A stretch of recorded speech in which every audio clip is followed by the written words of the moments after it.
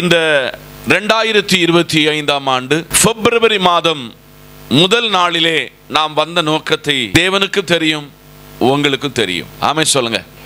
ஆனபடியினால் இந்த காலையிலே நீங்கள் எதிர்பார்ப்போடு வந்திருப்பீர்கள். இன்றைக்கு தேவன் என்னோடு கூட பேசுவார். இந்த வாக்குத்தத்தத்தை நான் சுதந்தரிப்பேன் என்ற ஒரு விசுவாசத்தோடு இந்த காலையிலே தங்கள் வீடுகளிலிருந்து புறப்பட்டு வந்திருக்கலாம். உங்கள் மனவிருப்பத்தின்படி சொல்லுங்க, உங்கள் மனவிருப்பத்தின்படி உங்களுக்கு செய்வார். இந்த காலையிலே வாசிக்கலாம்.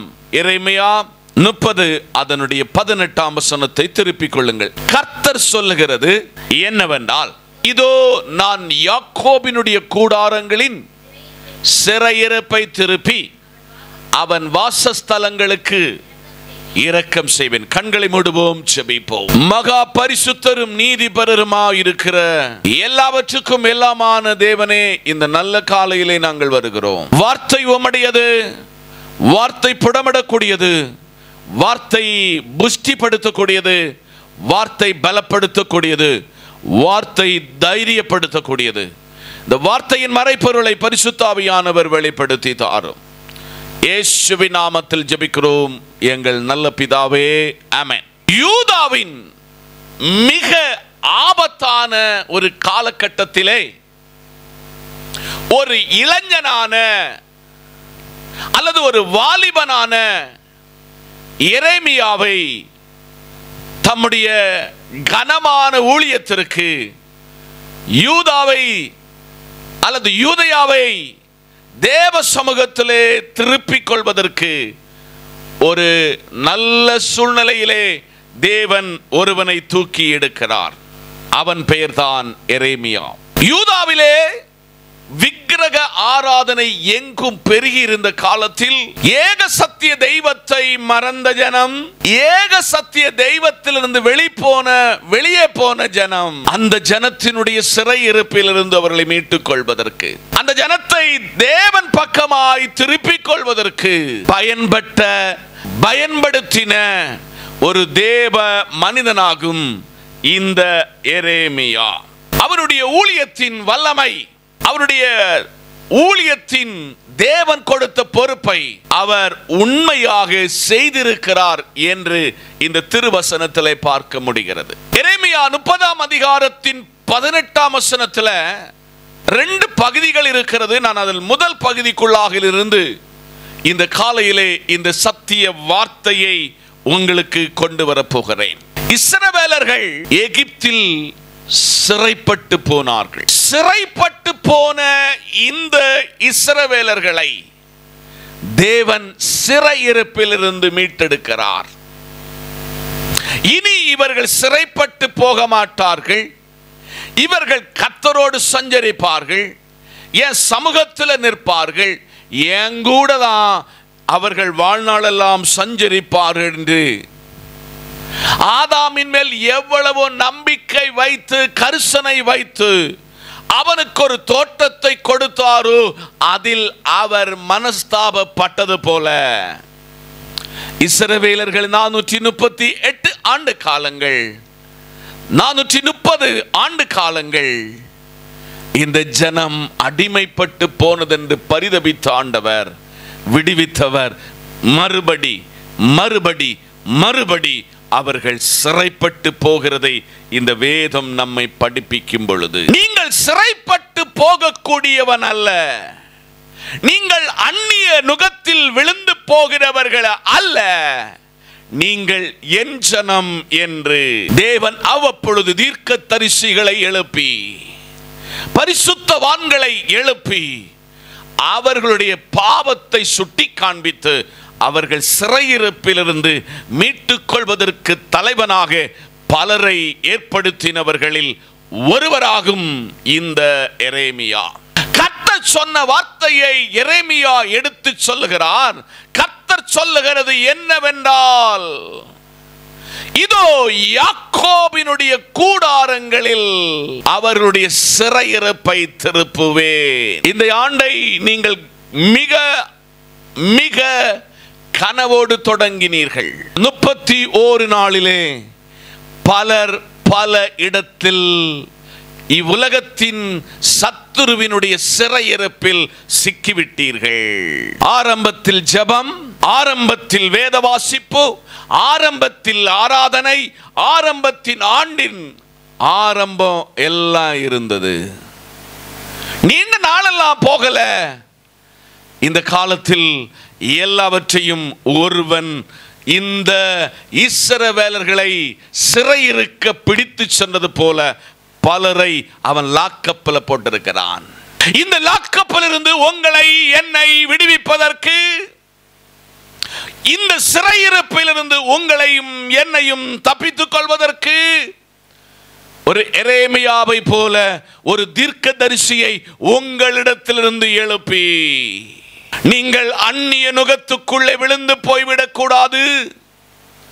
யாக்கோபின் காலத்திலே, அவர்கள் சிறையிறக்கப்பட்ட காலத்திலே அந்நிய தெய்வத்தை ஆராதித்திருந்த இடத்துல அவர்களை மீட்டு, சொல்லுங்க, அவர்களை மீட்டு அவர்களை தம் பக்கமாக இழுத்து கொண்டு அவர்கள் சிறையிருப்பனை திருப்பினது உண்டென்றால் உங்கள் சிறையிருப்பை திருப்ப ஆண்டவர் விரும்புகிறார். உங்களுக்கு நல்லா தெரியும் நான் எங்க சிறைப்பட்டிருக்கிறேன், எப்படி சிறைப்பட்டிருக்கிறேன், எதற்காக சிறைப்பட்டிருக்கிறேன் என்று நமக்கு எல்லாருக்கும் நல்லா தெரியும்.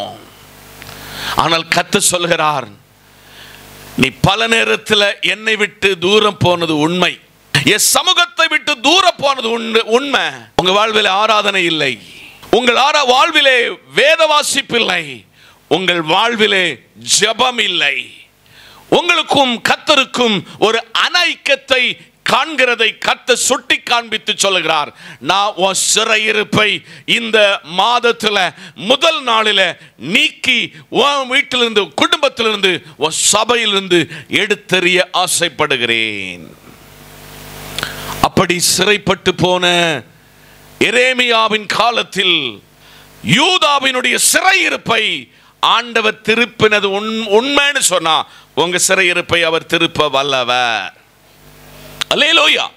ஆனபடியா சிறையிருப்பு எங்க எப்போ மாற்றப்பட்டதோ அங்க சிலது நடக்கும். அது எங்க நடக்கும்னா, ஒன்று நம்முடைய வாசஸ்தலத்தில் அது சம்பவிக்கும். அல்லேலூயா, அல்லேலூயா. அதனால்தான் அப்போஸ்தல நடபடிகள் 1ஆம் அதிகாரம் 8ஆம் வசனம் சொல்லுகிறது, பரிசுத்த ஆவி உங்களிடத்தில் வரும், நீங்கள் பலன் அடைவீர்கள். யூதயா என்றது சொந்த வீடு. சொல்லுங்க, அல்லேலூயா. உங்க சொந்த வீட்டில் உங்கள் சிறையிருப்பு மாற்றப்பட வேண்டும். அவன் வாசஸ்தலத்தில் இரக்கம் செய்ய வேண்டும். அதனால் நம்முடைய சொந்த வீட்டில், தேவனாகிய கர்த்தர் வாசம் பண்ணுகிற வீட்டில் வாசஸ்தலங்களுக்கு என்ன செய்வாராம்? வாய்தான் சொல்லுங்க, இரக்கம் செய்வார். இந்த சொந்த வீட்டுக்கும் நமக்கு ஒரு பெரிய தொடர்பு இருக்கு தெரியுமா? பலவீனப்படும் பொழுது பக்கத்து வீட்டுக்காரங்களுக்கு தெரியாது, வேதனை வரும் பொழுது பக்கத்து வீட்டுக்காரங்களுக்கு தெரியாது, சில நஷ்டங்கள் வரும் பொழுது பக்கத்து வீட்டுக்காரங்களுக்கு தெரியாது, நம்ம அழுகிறது பக்கத்து வீட்டுக்காரங்களுக்கு தெரியாது, நம்ம கதறுகிறது, நம்ம ஜெபிக்கிறது பக்கத்து வீட்டுக்காரங்களுக்கு தெரியாது. ஆனா அந்த வீட்டில் நான் உனக்கு உன் வாசஸ்தலத்தில் நான் இரக்கம் செய்ய போகிறேன். அல்லேலூயா. உங்க வீட்டில் அழுகை இருக்கிறது, உங்கள் வீட்டில் பற்கடிப்பு இருக்கிறது, உங்க வீட்டில் துக்கம் இருக்கிறது, அழுக இருக்கிறது, கண்ணீர் இருக்கிறது, வியாகுலம் இருக்கிறது. உங்க வீட்டினுடைய அந்த வாசஸ்தலத்தினுடைய எல்லா காரியத்திற்கும் நீங்கள் அனுபவிக்கிற வேதனைக்கு நான் உனக்கு என்ன செய்ய போறேன்? இரக்கம் செய்ய போகிறேன். நீ ஜெபிக்காமல் படுத்த காலம் மாறி ஒரு ஜெப வாழ்வு, வேத வாசிக்காம சிறைப்பட்டு போன இடத்துல வேதத்தை வாசிக்க கூடிய வேத ரீடிங், வேத வாசிப்பை உனக்கு தர விரும்புகிறேன். அது மாத்திரல்ல, ஒரே பெட்ரூம் தான், கணவனுக்குள்ளே மனைவிக்குள்ளே என்ன இல்லை சொல்லுங்க, ஐக்கியம் இல்லை. பிள்ளைகளுக்கும் பெற்றோருக்கும் எந்த தொடர்பு இல்லை. மகன் சொல்ல நானே ராஜா நானே மந்திரி, கணவன் சொல்லுகிற நானே ராஜா நானே மந்திரி, மனைவி சொல்ல, உம்மை விட நான் எதிலும் குறைந்தவன் அல்ல, நானே ராணி, நானே ராஜாத்தி. இந்த காலையிலே அந்த நிலைய தேவன் உங்க வீட்டில இருந்து மாற்றினா, சபைக்குள்ளையும் அந்த இரக்கத்தை செய்ய ஆண்டவர் வல்லவராயிருக்கிறார். ஆதலால் சபையை பார்த்து பரிசுத்த ஆவியானவர் சொல்லுகிறாரு, வாசஸ்தலத்துக்கு என்ன செய்ய போறேன்? இரக்கம் செய்ய போகிறேன்.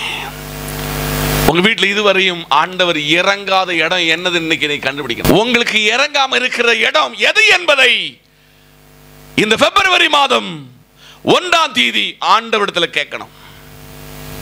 அந்த இறக்கம் ஏன் செய்யலன்னு கேள்வியை எழுப்பணும். அந்த கேள்விக்கு பதில் தான் ஆண்டவர் இன்னைக்கு தரப்போகிற வார்த்தை. நீ சிறைப்பட்டு இருக்கிறாய், என்னை விட்டு தூர போயிருக்கிறாய், உன் சிறையிருப்பை நீக்க நான் உன் பக்கத்தில் இப்ப இருக்கிறேன். வெளிப்படுத்தின விசேஷம் 3ஆம் அதிகாரம் 20ஆம் வசனம், இதோ வாசற்படியில் நின்று கதவை தட்டுகிறேன், ஒருவன் என் சத்தத்தை கேட்பானாகில் நான் அவனோடும் அவன் என்னோடும் என்ன செய்வான்? எஸ், உங்க வீட்டுக்கு இரக்கம் செய்ய உங்க வீட்டுக்கு இன்னைக்கு காலையில் ஆண்டவர் இறங்கி வந்திருக்கிறாரு. சங்கீதம் 126:2,